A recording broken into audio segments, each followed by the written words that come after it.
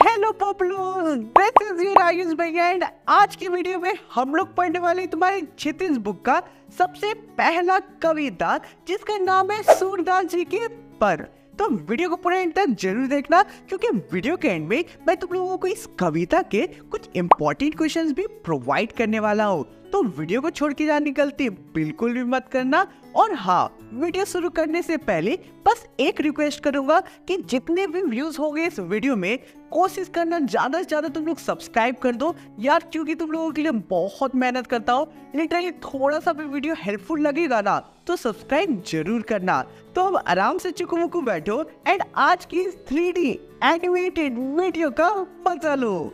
इस कविता को लिखा है सूरदास जी ने और इस कविता में उन्होंने उस समय की बात बताई है जब जो श्री कृष्ण होते हैं वो मथुरा चले जाते हैं कंस का वध करने के लिए। कंस का वध करने के बाद जो श्री कृष्ण होते हैं वो मथुरा के राजा बन जाते हैं, ये तो तुम लोगों को पता ही है। तो जब जो हमारे श्री कृष्ण होते हैं वो वृंदावन को छोड़कर जाते हैं और मथुरा में बस जाते हैं हमेशा के लिए, तब जो गोपियां होती है जो उनकी बचपन की मित्र होती है वो उनकी आशा देखते रहती है वृंदावन में। गोपियां बहुत दिनों तक श्री कृष्ण का इंतजार करती है और उनके इंतजार में बहुत ज्यादा तड़पती है कि श्री कृष्ण एक दिन आएंगे और उनसे मिलेंगे। लेकिन जो श्री कृष्ण होते हैं वो मथुरा से अपने दोस्त उद्धव को भेज देते हैं। अब उद्धव कौन था? उद्धव हमारे श्री कृष्ण के बेस्टू थे या कह सकते हो कि बहुत ही करीबी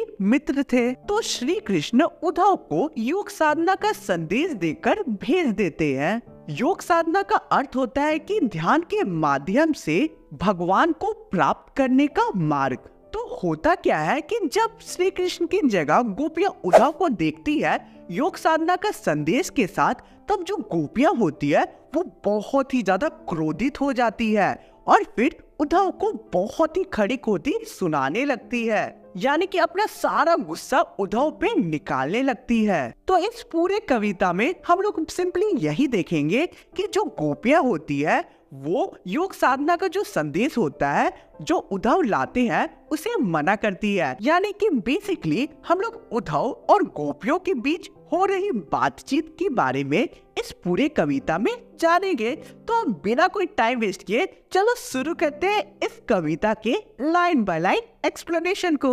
हमारी पहली पैराग्राफ के पहले 3 लाइन्स है, उद्धव तुम हो अति बड़भागी, अपरस रहत स्नेह तगतै, नाहिन मन अनुरागी। गोपियां उद्धव को ताना देते हुए सबसे पहले कहती है कि हे उद्धव, तुम वास्तव में बहुत ही ज्यादा भाग्यशाली हो। तुम स्नेह के धागे यानी कि प्यार के धागे से अभी तक नहीं बंधे हो। तुम्हारा मन अभी तक प्यार से आज तक प्रभावित हुआ ही नहीं है, अर्थात तुम कभी भी आज तक प्यार के बंधन में नहीं बंधे हो। इसलिए तुम हमें निर्गुण भक्ति का संदेश देने आए हो, परंतु तुम्हारे इस संदेश का हमारे ऊपर कोई भी प्रभाव नहीं पड़ेगा। हमारे आगे के लाइन्स है, पुरैनी पात रहत जल भीतर, तारस दे ना दागी, जियो जल मा तेल की गागरी, बूंद न ताकव लागी। जिस प्रकार कमल की पत्तियां पानी के अंदर रहती है फिर भी उनके ऊपर जल का कोई भी निशान नहीं होता है, और जिस प्रकार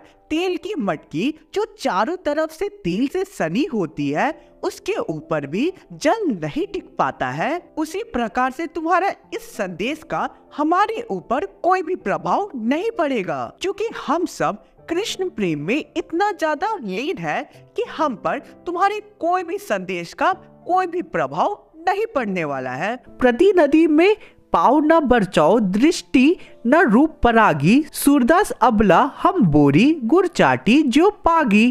गोपियां आगे उद्धव को कहती है कि तुमने कभी भी प्रेम रूपी नदी में अपना पैर नहीं डुबाया है और ना ही तुम्हारी नजर किसी भी सौंदर्य पे आज तक मुग्ध हुआ होगा, इसलिए तुम हमें कृष्ण प्रेम को छोड़ने का संदेश दे रहे हो। यदि तुमने कभी भी किसी से प्रेम किया होता तो तुम हमारी पीड़ा को समझते और तुम कभी भी हमें कृष्ण प्रेम को छोड़ने का संदेश नहीं देते, या फिर तुम कभी भी हमें योग साधना को अपनाने का संदेश नहीं देते।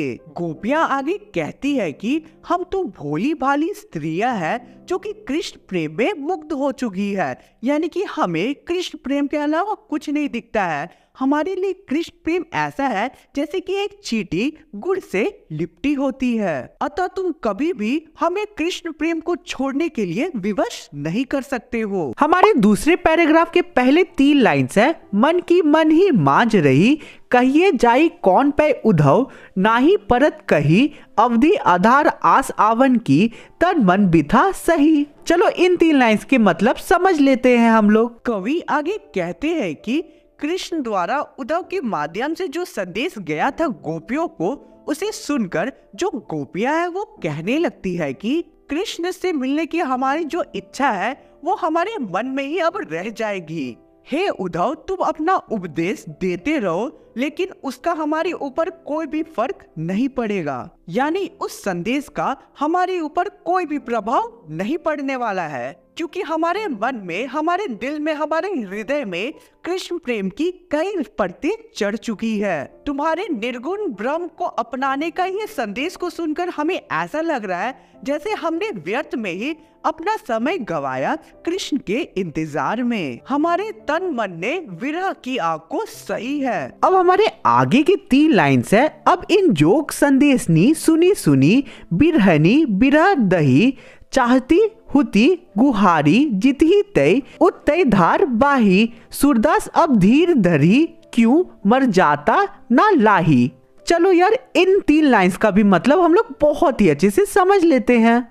आगे गोपियां कहती है कि तुम्हारे इस संदेश को सुनकर हम और ज्यादा विरह की अग्नि में जल उठी है, क्योंकि अब तो हम लोगों ने ये प्रण ले लिया है कि हम लोग कृष्ण प्रेम को कभी भी नहीं छोड़ेगी, यानी कि कृष्ण प्रेम को हम अब कभी नहीं छोड़ने वाले हैं। हम तो विरह की अग्नि से बचने के लिए श्री कृष्ण को पुकारने वाले थे, लेकिन यहाँ तो योग की धारा बह रही है, अतः हमारी पुकार श्री कृष्ण तक कैसे पहुँचेगी। अब आगे गोपियां कहती है कि आखिर हम गोपियां धैर्य कैसे धारण करें। अब हमारी तो अब कोई मर्यादा भी नहीं है, अर्थात कृष्ण प्रेम में हम लोग इतनी दीवानी हो चुकी है कि अब सामाजिक बंधनों से भी हम मुक्त हो चुके हैं, यानी कि हमारे लिए कोई भी सामाजिक बंधन मायने नहीं रखती है। हमारे तीसरे पैराग्राफ के पहले 3 लाइन्स है, हमारे हरि हारिल की लकड़ी, मन क्रम वचन नंद नंदन उर,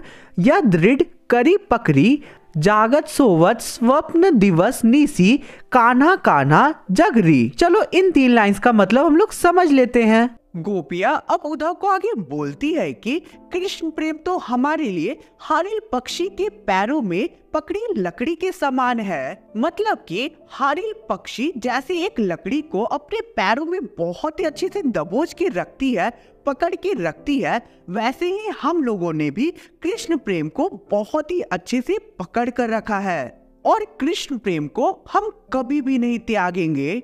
हमने मन तन कर्म और वचन से श्री कृष्ण के प्रेम को दृढ़ता पूर्वक पकड़ रखा है, अर्थात हम गोपियां मन से श्री कृष्ण को दिन रात याद करते रहती है। हमारे सारे कर्म श्री कृष्ण के लिए होते हैं, और हम गोपियां श्री कृष्ण के बारे में ही बात करना पसंद करती हैं। हम सोते हुए जागते हुए दिन रात कृष्ण प्रेम का रट लगाए हुए रहती है, मतलब कि हमें दिन भर कृष्ण की ही याद आती रहती है। अब हमारे आखिरी के 3 लाइन्स है, सुनत जोग लागत है ऐसो, जो करोई ककरी, सु तो ब्यादी हमको ले आए, देखी सुनी ना करी, यह तो सुर तिन्ही ले सौंपू, जिनके मन चक्री।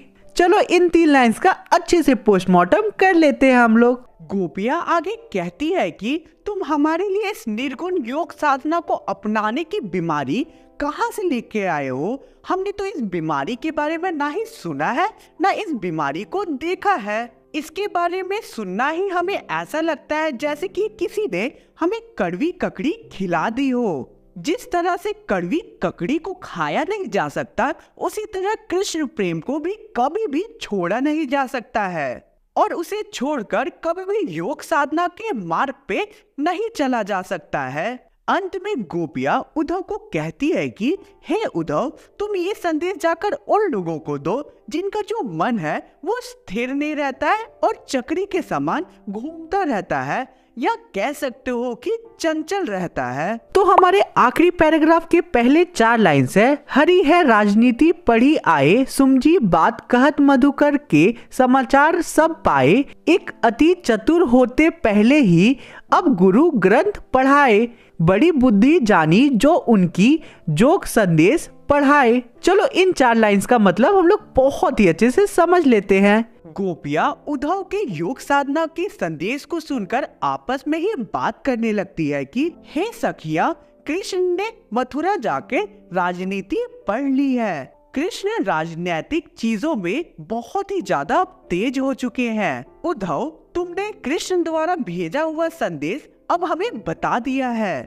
तुम पहले से ही चतुर थे और तुम्हारे गुरु कृष्ण ने तुम्हें राजनीति की किताब को पढ़ाकर हमारे पास भेजा है। मैं उनकी तेज बुद्धि से अच्छी तरीके से परिचित हूँ कि आखिर वो क्या करना चाहते हैं और आखिर उन्होंने योग साधना का संदेश क्यों भेजा है। अब हमारे आखिरी के 4 लाइन्स है, उद्धव भले लोग आगे के, परहित डोलत धाये, अब अपने मन फेर पाए, जलत जू होते चुराए, ते क्यों अनीति करे आपुन, जे और अनीति छुड़ाए, राजधर्म तो यह है सुर जो प्रजा ना जाही सताए। चलो इन आखिरी के लाइंस का भी मतलब बहुत ही अच्छे से हम लोग समझ लेते हैं। अब आखिरी के इन लाइंस में गोपियां कहती है कि पहले यहाँ के जो लोग होते थे वो बहुत ही ज्यादा सीधे साधे होते थे और केवल दूसरों की भलाई के बारे में सोचा करते थे।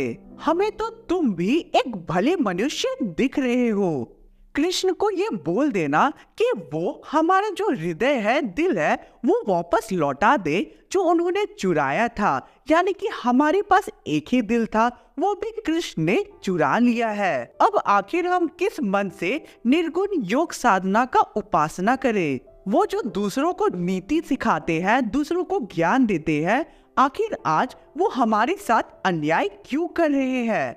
अर्थात हमारे विरह के दूर करने की जगह वो हमें और कष्ट क्यों पहुंचा रहे हैं? सूरदास जी आगे कविता में कहते हैं कि आखिर में जो गोपियां है वो कहने लगी कि जो राजा का धर्म होता है वो प्रजा की सारी मुसीबतों को, कष्ट को हल करने की होती है। अर्थात अनीति दूर करके लोगों को नीति के मार्ग पर लाना होता है।